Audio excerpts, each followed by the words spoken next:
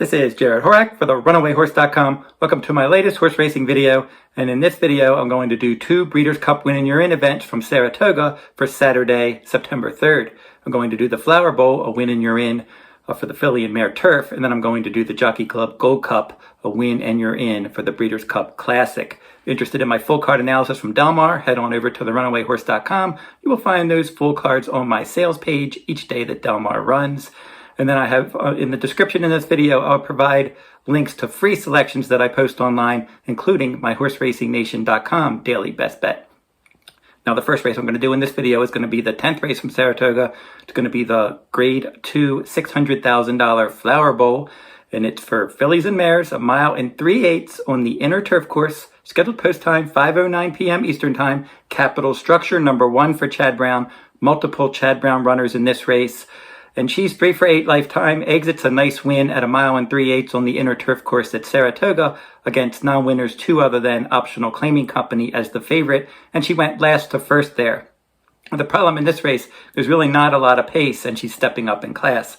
Number 2, Flanigan's Cove is 12-1 morning line for Shug McGahee. She's fairly consistent, 10 starts, 2 wins, 3 seconds, and a third. She's run once at this distance, and she rallied to finish second. That was at Belmont Park on July 3rd. Then the Glens Falls last time out against some of this company at 1.5 miles. She ended up finishing an okay 4th. She's going to have to step up her game from off the pace. Number 3, Virginia Joy. She's 5 for 13 for Chad Brown. And she's one that could give the favorite in this race a little bit of a tussle. This is her best distance. She has 4 starts with 3 wins and a 3rd place finish at this distance. Last time in the 1.5 miles Glen Falls, she ended up finishing an even 3rd there, beating 1 3/4 lengths. Now, getting back to her best distance, like she did in the Grade 2 Sheep's Head Bay, she got out there and controlled the pace. She won by 14 lengths on yielding ground. The very 1 stakes, she won that one at this distance, rallying from off the pace. So she's one that she's dangerous at this trip. She's got some speed, and Jarrod Ortiz Jr. is going to ride. Number 4, Warlike Goddess, certainly the one to beat. She's 8 for 10 lifetime. She's 3 for 3 at Saratoga, and she's 3 for 4 at this distance. She won the Glen Falls and the Bewitch in her last couple. The Breeders' Cup filly and mare turf to end last year. She was 3rd, beating a half length. And she was 4 for 6 overall last year. She won the Flower Bowl last year as well. So she's one that certainly, from off the pace, must be respected. Rosario rode in her last couple starts. He's going to ride back. And she showed better positional speed in her last 2 starts, and she's probably going to need that in this race because there's really not any speed in here at all. Number 5, Coastana. This one lightly raced, 6 starts, 2 wins, 2 seconds. Optional Claiming non-winners 2 other than. Capital Structure beat her last time. She was a couple lengths back. She was in pretty good form and earning some okay speed ratings, but not enough speed ratings for this level. And she did win a race last summer at Saratoga at 1 3/8 miles on the inner turf course, but she's stepping way up, and she's going to really have to improve in her 2nd start of the year. Temple City Terror. She's a veteran with 26 starts, 5 wins, 5 seconds, and 5 thirds. She started twice at Saratoga with a 2nd and a 3rd, but she is 0 for 2 at this distance. She did finish 2nd at 14-1 in the Glens Falls last time out. That was a nice effort from off the pace, and she's going to try to get involved late again. Number 7, Marvelous Maude rounds out the field for Chad Brown. Very consistent. She's with that 20-1 price. And look at that consistency with 8 starts, 4 wins, 2 seconds, and 2 thirds. Last time out, 1 16 miles at Saratoga. Entry-level allowance race. She rallied to win that one. That was back-to-back wins because she beat New York bred company prior to that at Belmont Park easily at 1 1/8 miles.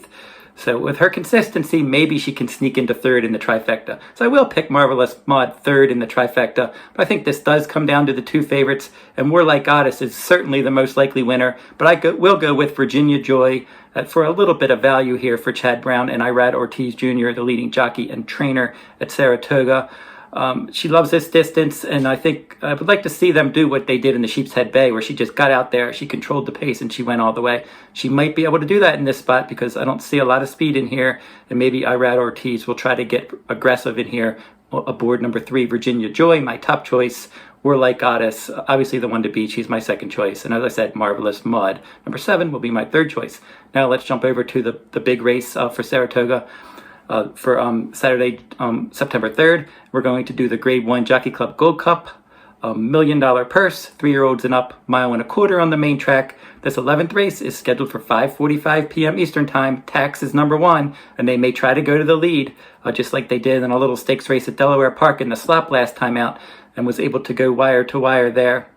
That was the first win since 2020, when this one won the Harlan's Holiday by 4 lengths. Did win the Jim Dandy at Saratoga back in 2019, was all over the pace there as well. But only started once in 2021 and then had that belated comeback last time.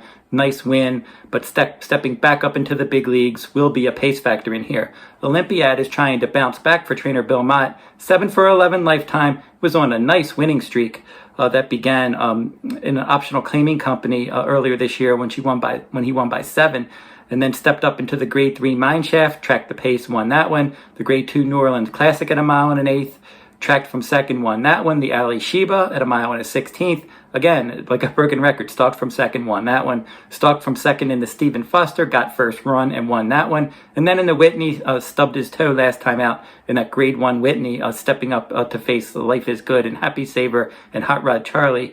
3 really good horses. Was stalking wide, came up empty, was 4th, beaten 9 lengths. Now he's going to try to bounce back, has not been 1.25 miles yet. Should set a good trip in here because there's really not a lot of front running speed in here. Tax probably, like I said, could be going to the front. Olympiad should be in the hunt throughout. Number 3, Untreated for Todd Pletcher. 3 for 9 lifetime with a 2nd and 2/3. 0 for 2 at this distance with 2 third-place finishes. Is one of a few in here coming out of the Grade 2 Suburban at 1.25 miles at Belmont Park. And that day, this one set the pace and finished a close 3rd. Set the pace in the Pimlico Special at 1 3/16 miles and was 3rd there as well.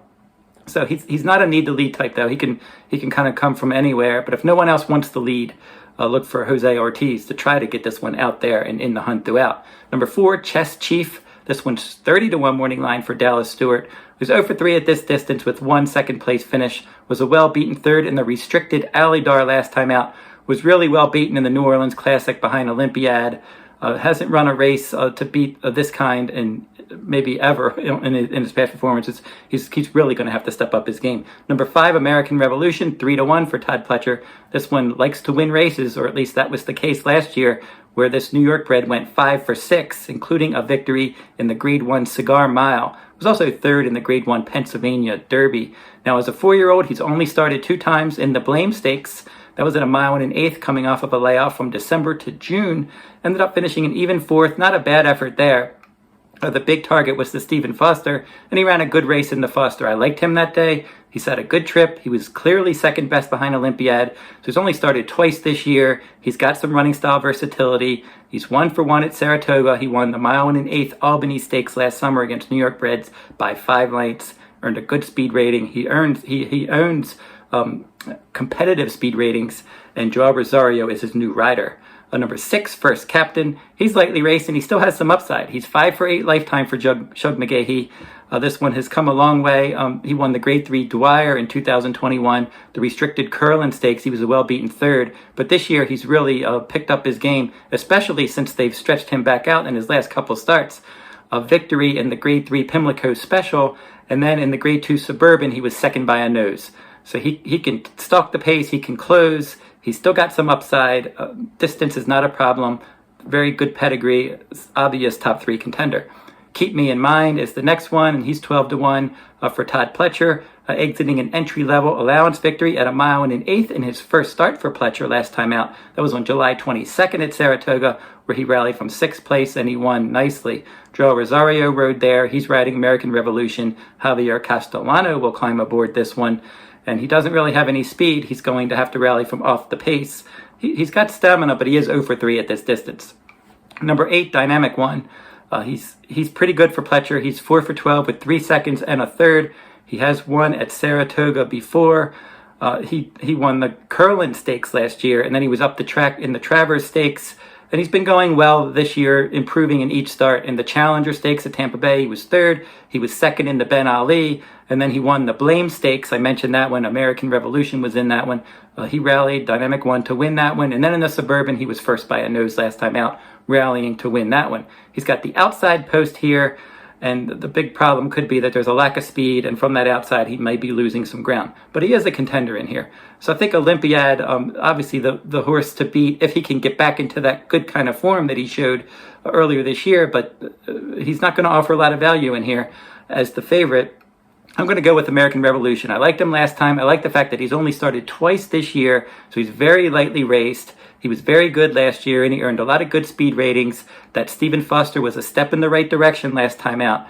And now Olympiad seems to be a bit off his game. American Revolution is fresh and possibly moving forward to his best race. So American Revolution will be my top choice. First Captain will be my second choice. Dynamic One will be my third choice. And then I'll make Olympiad my fourth choice. So don't forget to like, subscribe, and comment if you like this content. That will wrap up this video. I will be back, and I'll be looking at some Breeders' Cup win in your ins for Pacific Classic Day from Del Mar. Until then, good luck at the races.